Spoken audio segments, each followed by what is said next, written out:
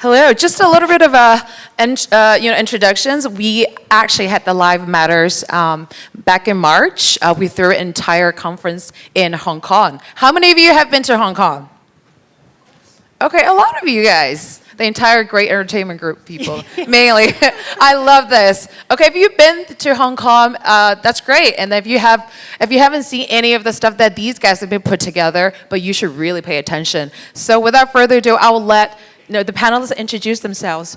Just a quick one. Start with you, Georgia. Hi, I'm Georgia. I'm the Group Head of Partnerships for the Great Entertainment Group. If you saw our founder and executive chairman's talk downstairs just before, you would know who we are.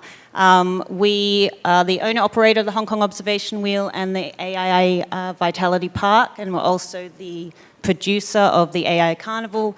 We also just recently co-produced Cirque du Soleil that's returned to Asia, and a number of other events coming up. Thank you. Mike? Hi there, my name's Mike Hill. I'm the CEO of Clockenflap, which is the music festival and also our concert business based out of Hong Kong. Also, we run a company called Total Ticketing, which is responsible for our ticketing business, Ticketflap, and we provide ticketing software to a whole bunch of different people. And we organize all sorts of events for all sorts of different people, so yes. Impressive. So I'm James Dick, I'm EVP of Partnerships for Live Nation. Live Nation's the world's largest live entertainment company. We own Ticketmaster. We have 4 divisions, so I run one of the divisions across Asia, 9 markets. Yeah, I mean, sorry, never heard of Live Nation before. So anyway, well, speaking of live, we cannot go without, taking a look at the status, the state of where live entertainment, live concerts, as well as, like the music festival. So can you guys share with us, where you see, what's the current state of these, live sort of elements at the moment? For me, I would say around sort of opportunities and challenges within the industry. For us, it's really around partnerships and the opportunity with partnerships. We cannot do what we do and bring these events to life without the support of our brand partners. We just completed Cirque du Soleil, who UBS was our title sponsor. We also had the support of a lot of other sponsors such as Sun Life, Marriott Bonvoy. Collectively, through all of their marketing reach and their marketing channels, we were able to achieve a 30% increment on our marketing efforts and by leveraging their marketing channels. So I really see a lot of opportunity in collaborating with brand partners, marketing teams, and looking at how do we create some of these co-branded campaigns in order to achieve both of our objectives. Right, that's amazing. I feel like for you guys, you have amazing real estate within Hong Kong that nobody can miss. And also you have some amazing partners and you're able to deliver these activations, cater to what their needs, and all year long, which is really impressive. Sometimes it's really hard to achieve, isn't it? To make sure they're happy at all times, isn't it? All right, so Mike, we were talking about, music festivals. Would you like to let us know what's going on over there? So it's been the last 18 months for the music festival business is more challenging. I think we're in it's a cyclical business that we're in. The concerts business is doing very well. Concerts generally are on the up. I think James would agree with that, right? The festival side of the world is definitely more challenging because of the cycle that we're in, whereby the artists are preferring to do concerts more than they are to do festivals. So booking artists is more challenging now than it has been in previous parts of the cycle. Obviously, that will come around again, as it always does. The artists will want to play the festivals, and it'll be easier for us to book artists, and that's just the way that it goes. So we're obviously seeing a lot of regional demand as well for our concerts and also the festivals. A lot of people coming in from the Greater Bay, a lot of people coming in from all over the region. But yeah, that's where we are with the festivals and concerts in Hong Kong.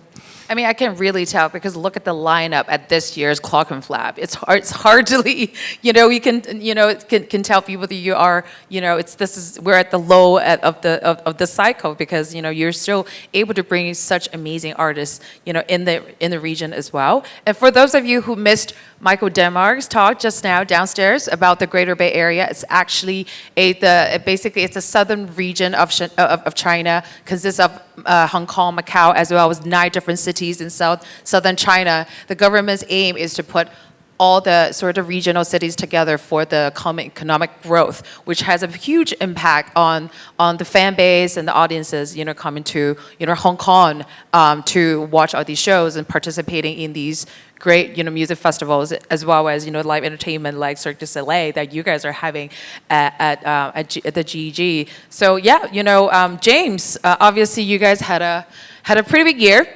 across Asia. Hasn't been bad. Gaga, I was pretty drunk at Coldplay, obviously. All of you are responsible for my drunkenness. That's the common denominator, right? Yeah. So look, Status Alive, look, I'll take a global position on this. I was in LA a couple of weeks ago with Michael Rapino, our CEO, and he told the story, 15 years ago, the company was worth $400 million.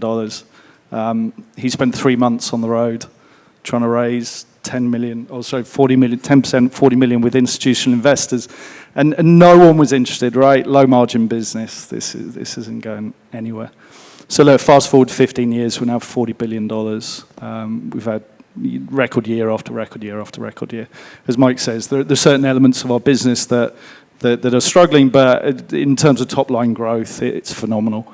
And focus markets are LATAM, Asia, there's a big focus there. So, our underlying business has doubled this year, another record year. Our partnership business has grown 300%. So, yeah, and next year's going to be, we hope, another record year.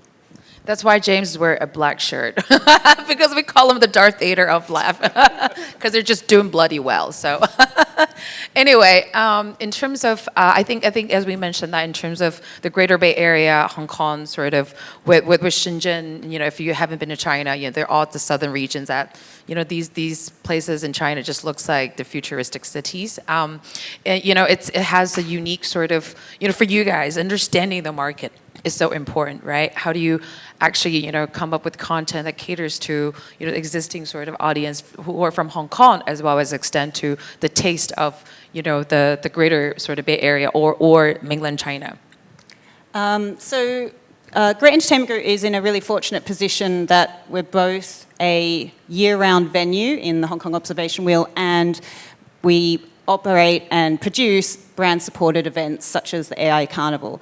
So through a decade with the AIA Carnival, through 8 years of the Observation Wheel, we've grown to understand our audience very well. The Observation Wheel is 85% mainland Chinese, whereas AIA Carnival is 85% locals.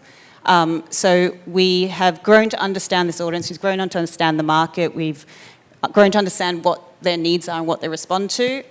So that's why we felt that this year was the right year to bring back Cirque du Soleil after 7 years. We sold about 137,000 tickets, which is a 50% increase on when it was here in 2018. And a lot of that is due to, ticket demand. We started with a 3-week run, then we extended to a 6-week run, then we extended to an 8-week run. And that ticket demand is really from finding new audiences, and especially international audiences. And for us in Hong Kong, that is Greater Bay. There's 81 million population there, and we access that through the likes of our partners in that region. So Trip.com, Xiaohongshu, Marriott Bonvoy, TVB, all partners that have presence and influence in that market. And so we leverage their marketing channels to drive demand, drive awareness, and get those people interested in events in Hong Kong and wanting to buy tickets in Hong Kong. Right, as Michael just mentioned, that Hong Kong is a very smart market, but we have some of the most powerful partners in the area as well. And your strategy, expanding and attracting more audience and fan base from mainland China through working with Xiaohongshu or such with Trip.com is such a big sort of success. And that's a very good, it's a very smart strategic sort of, outreach approach that you guys have over here. I would say that you guys are quite flexible on that front, isn't it? Thank you. Anyway, so Mike, in terms of the audience that coming to Clockenflap, right? Can you share us with the with the demographics? We've been working on this idea of bringing what we referred to as bringing China to Hong Kong for many, many years. We had a lot of, before COVID, we were looking at taking the festival to China. We got approached by a lot of people to do that. It was very interesting for people, the idea of us taking the brand and then touring it around China. We saw a lot of obstacles to doing that, obviously to do with censorship and etc. So the simple answer to that was, well, we're in China, right? So let's bring people to China, and it was working really well. We had a strategy. We understood how to work with influencers. So we have a lot of influencers that come to our festival. We invite them. We look after them. We give them VIP tickets. They take lots of pictures. And I'm an influencer, and they're our friends, right? So and that was really strongly growing our mainland audience and also regional audience. Obviously, what happened in 2019, COVID, that obviously slowed things down. But then we've obviously returned back to that. And so that continues with our strategy of bringing China to Hong Kong. Obviously, beyond that, then there's all the other side of it as well, which is the ticketing side, which is deep integrations with our partners in China, whether it be Trip or all of the other various different travel agents that our ticketing system's integrated with. That makes it easier for them to buy those tickets and come. So yeah, it's an long-going process of increasingly bringing more and more people to, and they love it as well. They love coming to Hong Kong. They love coming and seeing artists that they won't be able to see in China. They know that, and it's coming to see hip hop artists or whoever. Yeah. And you also mentioned that we have US Sobi, right? From Japan that actually cater to like the Hong Kong audience as well, right? You're able to kind of in terms of different that. Yeah, in terms of different demands, if you get a K-pop artist, you're going to see a huge number of people from mainland China coming, again, because they know that they can't see them in China. Whereas a J-pop artist, you're going to see a lot more local demand, Hong Kong demand. And you can just see it. It's clear as day, that different demographic interest.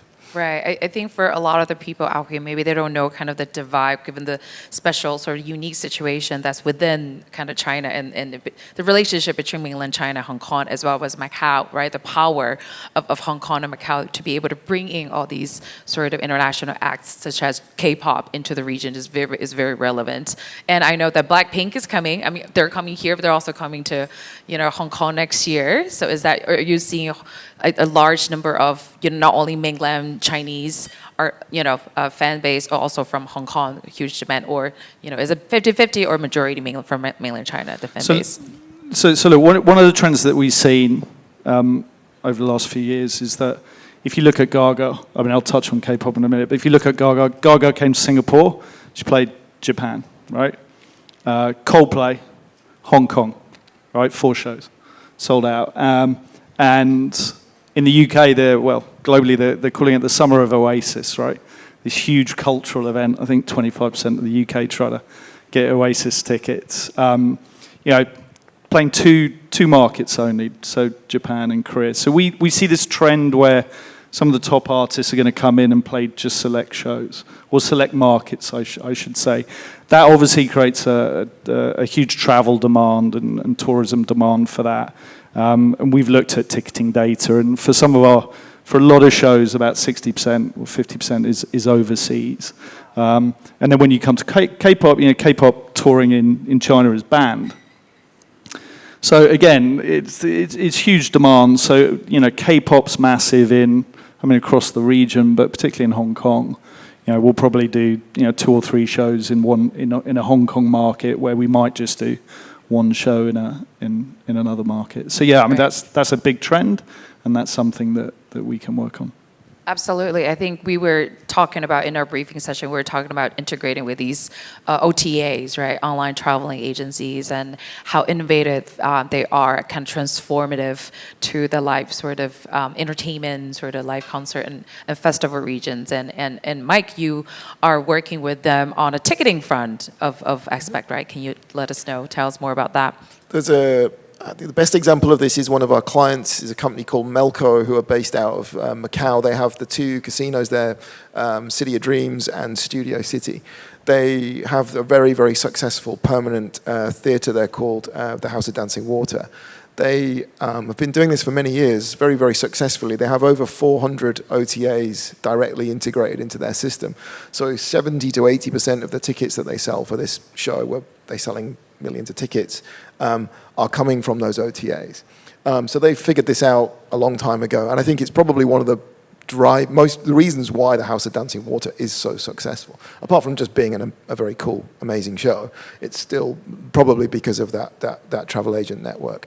And so that's something that I think we can all look to and replicate, because it just makes it easy for those consumers in China to be able to buy those tickets in the way that they already understand how to buy them, right? Without having to interface with our weird Hong Kong or Macau ticketing approach, right? And also the payment system, because we haven't seen cash in mainland China for the longest time in our life. But we get to see that in Hong Kong, though, so that's a good thing. So Georgia, coming back to you regarding partnerships, right? I think we were also talking about working with brands, of course, partners. Brands are getting more and more, I guess, demanding. When it comes to the activations, returns, and everything, how do you ensure to deliver? You guys are doing very great over there, but what are the sort of the strategy or maybe the secrets? And, not only to be able to deliver short-term results, but, really maintain, this long-term success. I think we are super grateful for having such long-term partners in the likes of AIA and UBS, and by working with them for so many years, we get to understand their DNA, we know what they want to achieve, we know how to help them achieve it. Take UBS, for example. We partnered with them on an event behind the wheel. They then came back to sponsor the World Circus at the AA Carnival. They then came back to become the title sponsor of Cirque du Soleil earlier this year. And now, actually, next week, we're about to launch a new partnership with them, which will be a paddle event on the harbourfront, titled by UBS.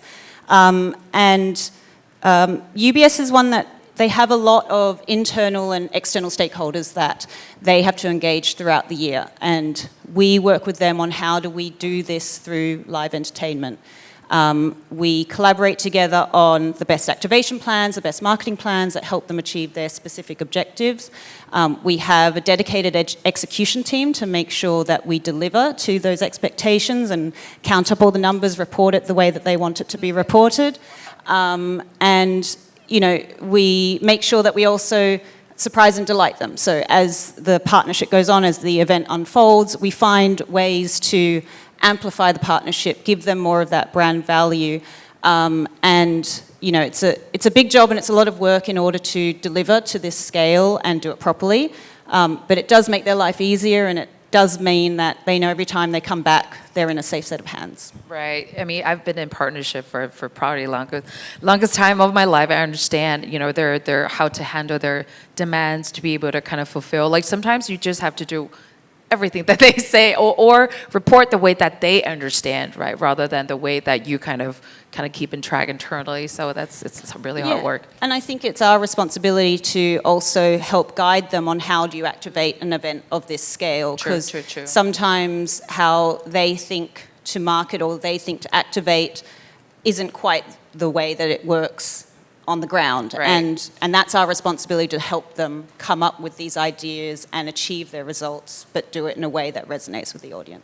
Right, that's great. So Mike, I'm sure you have clients that come to Clockenflap, you're like, I want the biggest installations at the festival with the highest, technology up there.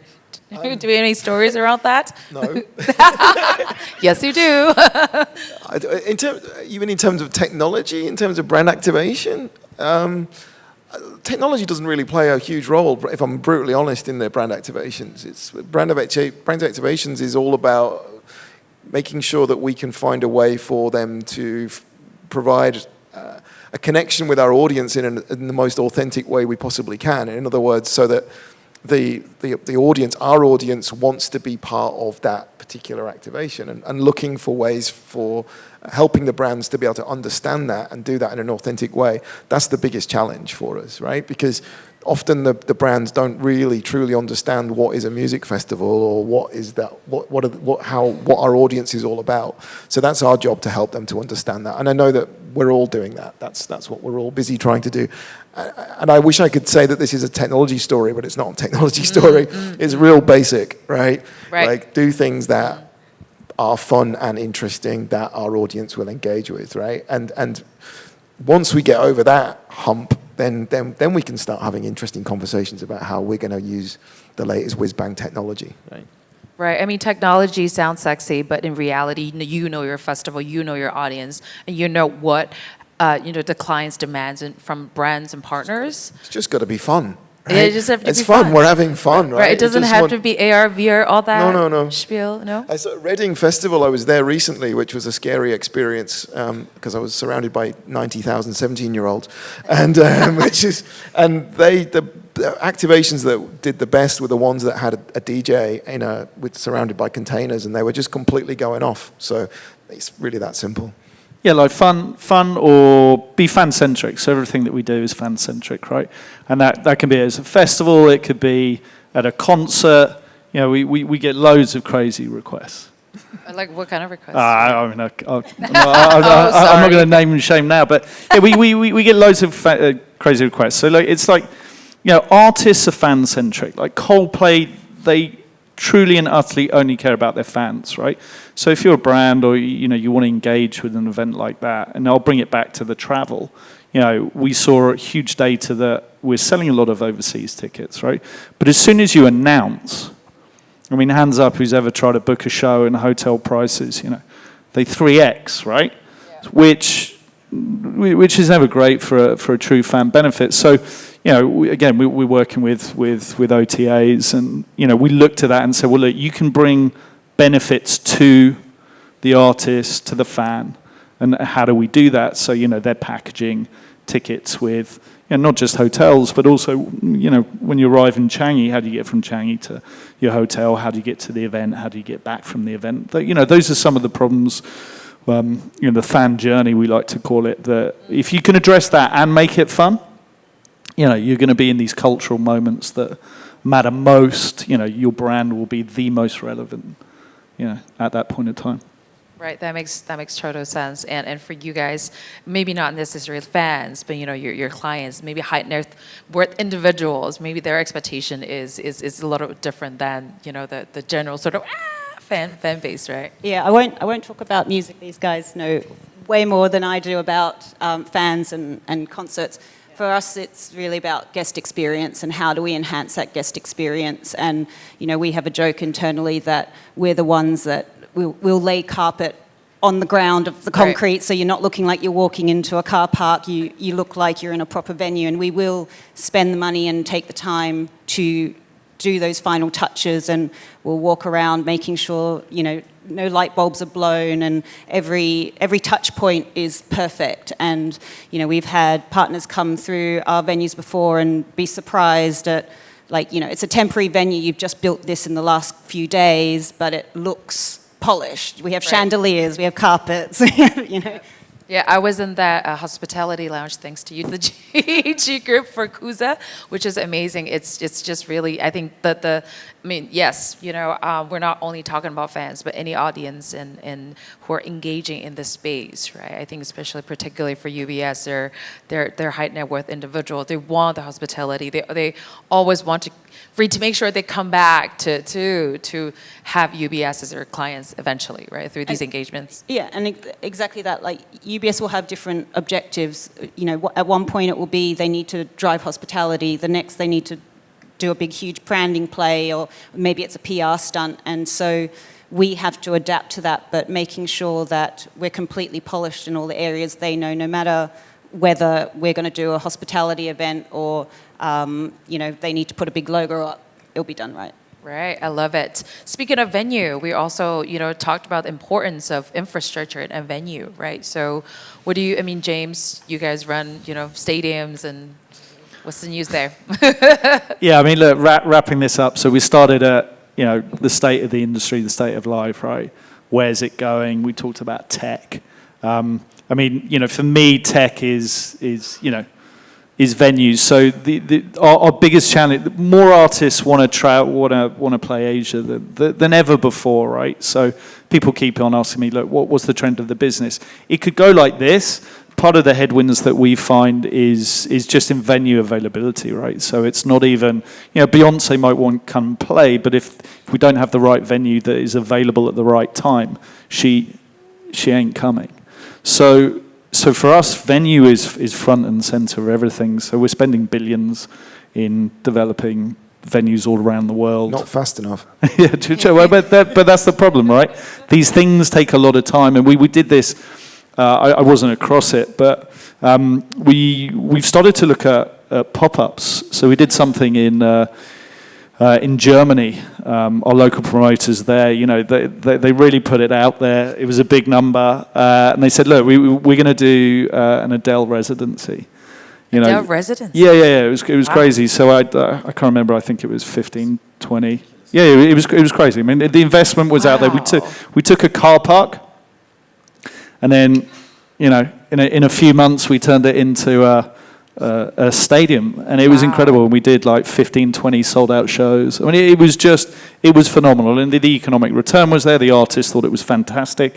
So we're now looking at that as, look, that's a plug-and-play solution.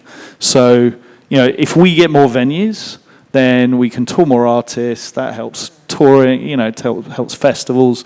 So for us, the biggest play in the future of the industry is venues and a lot more, selling a lot more tickets and doing a lot more stuff. Absolutely. What about music festivals? For music festivals, or just generally festivals, I mean, it's the same story. Venues are the problem, but it's the security of venues. So, like, our venue situation in Hong Kong is fragile, right? Like, because the central harbour front is not necessarily always going to be there. There's talk of it being removed. Come to here, to Singapore, trying to do Clockenflap here in Singapore. We've been working on that now for many years. Looking for the venue where we can book the scale of artists. People want to see an artist which we know can draw 25,000 people. Right. So what venues do we have here as an option? Well, we could go to the Sports Hub. It just becomes challenging. There's Changi, which has, so that really is the challenge. And then, is it secure? Like, will it be there in 3 years? There's no point in starting a music festival and it not being able to continue for 5-6 years, because that's where you get your returns from, right? So you need the governments to, they recognize the value. I mean, they use our branding and our name all over all their posters and everything. Every time you see an advert for Hong Kong from the tourism board, there's the wheel, there's Clockenflap, there's the carnival, right? Yeah. So they understand the value of us, but then there isn't necessarily the understanding of what it means to us to have that long-term security. And then obviously, on the other scale, so we've talked, there's the big scale, there's then the small scale, and that's the grassroots venues, the small venues. Taiwan, Korea, they've got loads, and Japan, they have tons of live houses. Whereas here and in Hong Kong, we don't have that number of live houses, and it really hurts our business. We're helping on that. I know you are, but again, hurry. I was going to swear then. Hurry up. It takes you forever. Yes. It takes a while. So if you were to just, hypothetically speaking, if you were to throw another Clockenflap, ideally, which country would you do Clockenflap? Our aim is here. We want to do Clockenflap Singapore. Okay. We're not making it a secret. We just got to find the venue. That's the challenge. Right. Taiwan is on our list as well. We're working on Taiwan, so there'll be a little circuit of the 3 festivals, and then we're starting some new baby festivals as well. We've got some models for starting smaller scale festivals. Sounds exciting. Yeah, hopefully we'll see Clockenflap in Singapore very soon. Yep. So what's, I mean, we have 13 seconds left. So let's talk about, future, future forward. Anything exciting coming up? So for us, we are planning the 11th year of the AIA Carnival at the moment. We have Paddle Central opening, or launching next week, opening in October. We are also talking to Cirque about bringing more shows to Asia over the next 10 years. We have been talking to some musical theatre producers about bringing some of those productions to the region. And also, we have actually had a lot of interest from a lot of new partners, new brand partners who want to leverage live events in order to achieve their objectives. So working with a lot of new partners too. That sounds very exciting. Mike? More concerts, More concerts? new festivals, rinse, repeat. James, who else did you guys are bringing? Or not bringing? So look, across the region it's huge, but I would on Singapore, we're launching. We're opening next year Grange, so a new purpose-built, state-of-the-art venue right here, Orchard Road. So that's going to be huge. That's a massive opportunity. We're looking forward to that. And then from a concert perspective, festivals, yes. Concerts, I'm not going to name names, but we've got the biggest artists. Read the press release. The biggest artists. If he says it, the he's press finished. releases. The biggest artists coming. So, it's going to be, it's going to be a phenomenal year. So we're looking forward to it. I won't be here next year.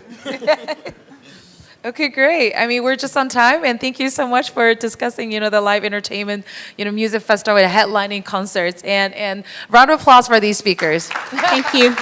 All right. Thank you. All right, so this is the last session for the Imperial Ballroom. Please head over to the Grand Ballroom for more sessions before everybody gets drunk. So thank you so much.